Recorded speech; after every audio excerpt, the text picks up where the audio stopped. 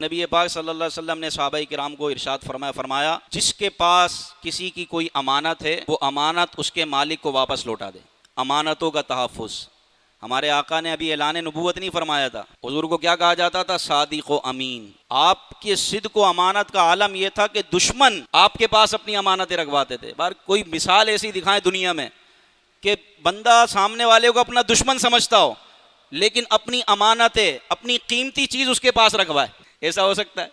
بندہ اپنے سگے بھائی کے پاس رکھوانے میں بھی سوچتا ہے، لیکن ایسی مثال دنیا نے دیکھی کہ جن کو لوگ اپنا دشمن سمجھ رہے ہیں، اہل عرب، اور ان کے جان کے در پہ ان کو ختم کرنا چاہتے ہیں، لیکن پھر بھی اپنی امانتیں ان کے پاس رکھواتے ہیں، اس لیے کہ وہ یہ کہتے تھے کہ یہ وہ ہیں کہ جو کبھی امانت میں خیانت نہیں کرتے۔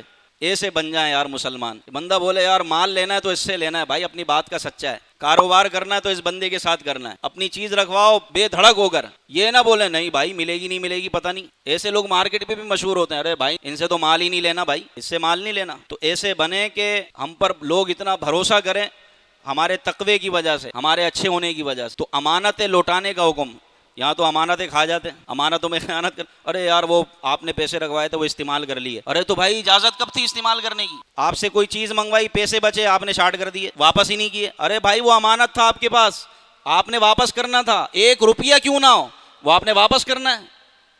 لوگ اپنی کمپنیوں سے لاٹ کی لاٹ لے کر آ جاتے، تولیے کی کمپنی کام کر رہے ہیں، تولیے کی کمپنی میں تولیہ لے کر آ رہے ہیں، مالک سے اجازت لی تھی آپ نے؟ یہ آپ کی تھوڑی تھی۔ کوئی گارمنٹس کی کمپنی میں کام کر رہا، وہاں سے کپڑے لے کر آ رہا ہے، بھائی مالک سے پوچھا آپ نے؟ نہیں، وہ سب لے کر جاتے ہیں، تو سب غلط کر رہے ہیں تو تم بھی غلط کرو گے۔ غلط بات کو دلیل تھوڑی بنایا جاتا۔ ہاں اجازت اس نے دی ہوئی ہے، سب لے کر جا رہے ہیں، سب اس کو پتہ اس نے اجازت دی ہوئی ہے، پھر تو ٹھیک ہے، لیکن چھپ چھپا کے چھپر کے اندر لے کر آ گئے تو یہ خیانت ہے۔ یہ کیا امانت میں خیانت ہے۔